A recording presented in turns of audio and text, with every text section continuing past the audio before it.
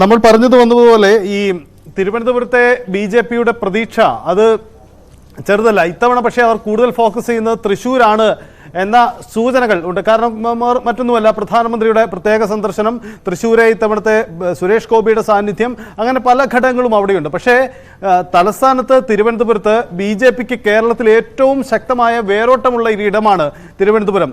ഒരുപക്ഷെ ബി.ജെ.പി ഒക്കെ ഇന്നത്തെ രൂപം പ്രാപിക്കുന്നതിന് മുമ്പ് ശക്തമായി സാന്നിധ്യം അറിയിച്ച ഇടമാണ്. അങ്ങനെ ഒരു വേരോട്ടമുള്ള ഇടമാണ്. അതുകൊണ്ട് തന്നെ തിരുവനന്തപുരത്ത് അത്തരം പ്രതീക്ഷകളിലേക്ക് തന്നെ പോകുന്നു.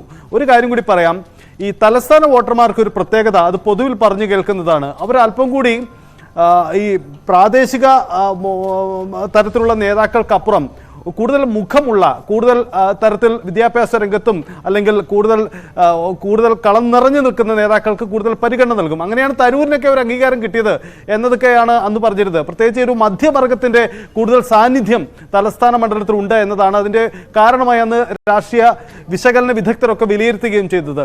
ഇത്തരം സാധ്യതകളാണ് ഒരു പക്ഷേ ബി.ജെ.പിയെയും പുറത്തുനിന്ന് ഒരു മന്ത്രി അല്ലെങ്കിൽ മറ്റൊരു മേഖലയിൽ കഴിവ് തെളിച്ച അങ്ങനെയുള്ള വ്യക്തികളെയൊക്കെ രാഷ്ട്രീയത്തിനപ്പുറം പരീക്ഷിക്കാനുള്ള ഇടമായി തിരുവനന്തപുരത്തെ തെരഞ്ഞെടുക്കുന്നതിന് കാരണം ഒരു കാര്യം ഉറപ്പാണ്, ബി.ജെ.പിയുടെ പതിവ് മുഖങ്ങളായിരിക്കില്ല ഇത്തവണ തിരുവനന്തപുരത്ത് കളത്തിലിറങ്ങുക. അങ്ങനെയെങ്കിൽ അവിടെ നിർമ്മല സീതാരാമൻ, ഒപ്പം ജയശങ്കർ, ചന്ദ്രശേഖർ, ഇങ്ങനെയുള്ള പേരുകളൊക്കെ പരിഗണനയിലുണ്ട്. ഇവിടെ വിദൂരമായ ചില ചർച്ചകൾ പോലും എനിക്ക് ഓർത്തെടുക്കാൻ കഴിയുന്നത് കെ സുരേന്ദ്രൻ, ബി.ജെ.പിയുടെ സംസ്ഥാന അധ്യക്ഷൻ പോലും ഒരിക്കൽ പങ്കുവച്ചതാണ്, എന്തുകൊണ്ട് നരേന്ദ്രമോദിക്ക് കേരളത്തിൽ മത്സരിച്ചുകൂടാ.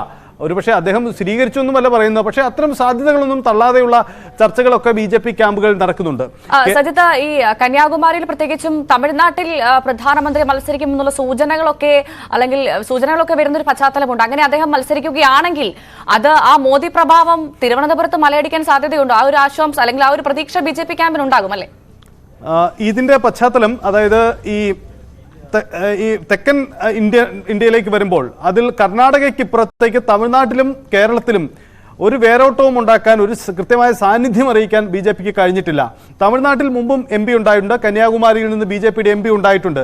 പക്ഷേ കേരളത്തിലേക്ക് വന്നു നോക്കുക, കേരളത്തിൽ നിന്ന് ഇതുവരെയും തെരഞ്ഞെടുപ്പിൽ ലോക്സഭയിലേക്ക് വിജയിച്ചു കയറാൻ ബി.ജെ.പിക്ക് ആയിട്ടില്ല. ദേശീയ തലത്തിൽ ഇത്ര വലിയ ശക്തിയായിട്ട് പോലും കേരളം അവർക്ക് ഇതുവരെ വഴി തുറന്നു കൊടുത്തിട്ടില്ല. അതെങ്ങനെയും വഴി തുറക്കണമെന്നൊരു ആഗ്രഹമുണ്ട്. പ്രത്യേകിച്ച് ബി.ജെ.പിയുടെ ദേശീയ നേതൃത്വത്തിനും അപ്പുറം ഇവിടുത്തെ സംഘപരിവാർ കേന്ദ്രങ്ങളുടെ ഒരു അജണ്ടയാണത്.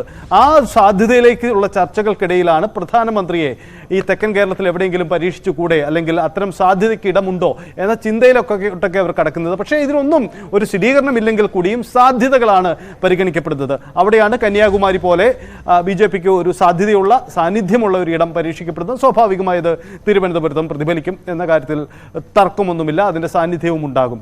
പക്ഷേ ഇവിടെ പ്രത്യേകതയാവുന്നത് തിരുവനന്തപുരത്തെ പോരാട്ടത്തിൽ തരൂരിനെ എതിരിടാൻ ഇടതു ക്യാമ്പിന്റെ നീക്കവും കൂടി പ്രസക്തമാണ്. കാരണം മൂന്നാം സ്ഥാനത്തേക്ക് പോകുന്ന ഇടതു സ്ഥാനാർത്ഥിക്ക് ഇത്തവണ ആ പേരുദോഷം മറികടക്കണമെങ്കിൽ നല്ലൊരു സ്ഥാനാർത്ഥി വേണം. അവിടെയാണ് ആനി രാജ പോലെയുള്ള മുഖങ്ങളുടെ പരിഗണനയിലേക്കും വരുന്നത്. എന്തായാലും ഒരു കാര്യം ഉറപ്പാണ്, ശശി തരൂരിന് തുടക്കത്തിൽ തന്നെ ഇവിടെ ഒരു മുൻതൂക്കം ഉണ്ട്. അത് ഇന്നലത്തെ ഒരു പക്ഷേ രാജഗോപാലിൻ്റെ പ്രസ്താവനയോടുകൂടി തന്നെ അതൊന്നുകൂടി ശക്തിപ്പെടും. കാരണം പ്രായാധിക്യമുള്ള ഒരു നേതാവിൻ്റെ വാക്കുകളാണ് എന്ന ന്യായമൊക്കെ പൊതുവിൽ ബി.ജെ.പി കേന്ദ്രങ്ങൾ പങ്കുവെക്കുന്നുണ്ടെങ്കിൽ കൂടിയും അത് ഉണ്ടാക്കുന്ന ക്ഷീണം ചെറുതല്ല. കാരണം ഇതൊരു തെരഞ്ഞെടുപ്പ് കാലഘട്ടമാണ്. അവിടെ സ്വാഭാവികമായും ഇത്തരം ചർച്ചകൾ എതിർ ക്യാമ്പ് ആയുധമാക്കും. ഇപ്പോൾ തന്നെ കോൺഗ്രസ് ക്യാമ്പുകളൊക്കെ തരൂരിൻ്റെ എതിർ ക്യാമ്പ് പോലും തരൂരിനെ അംഗീകരിക്കുന്നു എന്ന തരത്തിലേക്ക് ക്യാമ്പയിൻ ആരംഭിച്ചു കഴിഞ്ഞിട്ടുണ്ട്. സ്വാഭാവികമായും അതൊക്കെ ചർച്ചയാവും.